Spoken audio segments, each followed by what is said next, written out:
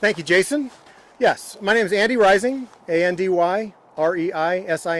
I'm manager of the Snow Surveys and Water Supply Forecasting Unit at DWR. So great to see you guys here this year. So getting to the results, our survey today recorded a snow depth of 23 inches and a snow water content of 8 inches. That represents 46% of average for this date and 33% of the April 1st average at this location. We refer to the April 1 metric because that is typically when we see a peak in our snowpack. It builds during the winter and then starts to ablate with the higher sun angle and greater radiation that we receive. So that's why we always refer to April 1. And based on this morning's data from our automated snow sensor network, the statewide snowpack stands a little bit better at 59% of average for this date. So still below average, but a little bit stronger in the south. Last year, our February 1 survey resulted in a water content of 8 inches, which is exactly where we're at today. So we were behind last year and we ended up catching up. We still have some months ahead. So in addition, we're at 46% of average for this location at the statewide pillow snowpack, and that was 69% of average. Let me state that again. Last year, our February 1 survey resulted in a water content of 8 inches, which was 46% of average for this location, and the statewide pillow snowpack was 69% of average. So statewide, we're about 10% less than we were last year at this time. Last year, our although today's results are below average, we still have some time to catch up before the critical April 1 measurements. Current forecasts don't predict any significant precipitation or snow for the next 2 weeks. Every week that goes by without major snowfall makes it harder for us to catch up and allows mountain soils to dry out, which can hinder snowmelt runoff later in the year when reservoirs are expected to fill. We did get rain in November, December, and early January, and that did push the state above average for precipitation, but mountain soils are now showing signs of drying out. Those early season storms provided strong early precipitation totals, but tended to accumulate significant snow only in the higher elevations. They did not deliver as much of a benefit in the northern Sierra, where our two largest reservoirs are located, Oroville and Shasta. And the region's snowpack remains about 40% of average. Above average temperatures and dry conditions since the first week of January have eaten into our early snowpack gains, with the snowpack volume decreasing about 5% since the storms at the start of the month. And this is not the time that we want to be going backwards. We are now about halfway through the typically wettest part of the year, which are December through March, when we should be seeing the most snowpack gains. We still have February and March, but each dry week we have will make it more difficult to catch up. Awesome.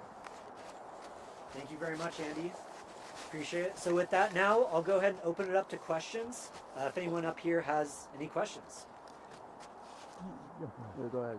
I was just going to say, since we had some really massive storms right around Christmas and New Year's,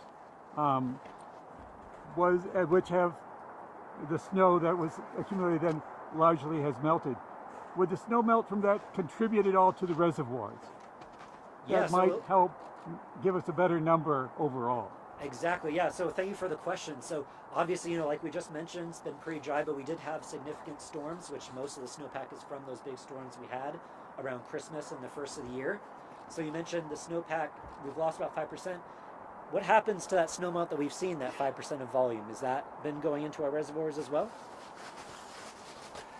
Yeah, and the big storms, atmospheric rivers, brought a lot of precipitation. So our precipitation is above average, which is, the totals of rainfall, whereas it didn't necessarily fall as snow at the lower elevations. And so that hit the ground, likely ran off and likely into our reservoirs. So yes, and that saturated our soils, which increases the runoff to the reservoirs.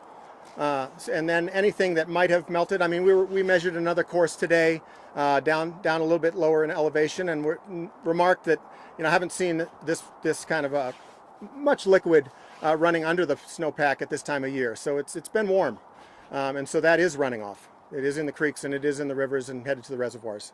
But it's not. Thankfully, it's not a lot. 5%. is some, but again, we don't want to be going backwards this time of year. So we need some more storms. To add on to that, I mean, could you talk a little bit more about the effects if we're still below average heading into April? What are some of the effects to the spring runoff, wildfire season? What would be the effects if we still remain under average up until April? Yeah, thank you for the question. So a little bit about what happens if we do continue to be below average and we get to April 1st and we're still below average then. Yeah. Oh boy. So we've seen these, we've had these years before. Every year is different. We have so much variability in California's, how the rain falls and snow falls each year. And so we've been in this position before, and we've caught up in the past, and some years, and we haven't in others. So it's really too early to predict. But having 2 weeks ahead of us that we know is unlikely to produce any more snowpack and precipitation, that doesn't look good. That's less time to catch up before our peak April 1st metric that we look for. So about a month and a half for some storms, but it doesn't take too many atmospheric rivers. One or two big ones that could be cold could catch us up, but we need those to happen, and there's no guarantee. That's the problem. So if we end up lower in average, then yes, then we'll be looking at lower volumes. Not necessarily the reservoirs, they're still pretty healthy from the previous 3 years. So we'll have to see how that works out. But right now we're in a pretty good position reservoir-wise. But we do hope for more snow that we can almost, we would like to have the guarantee every year, which doesn't happen. So, yeah. Thank you. Anything else? Okay. Great. Well, if there's no more questions, I'd like to thank everyone for coming up and joining us here today.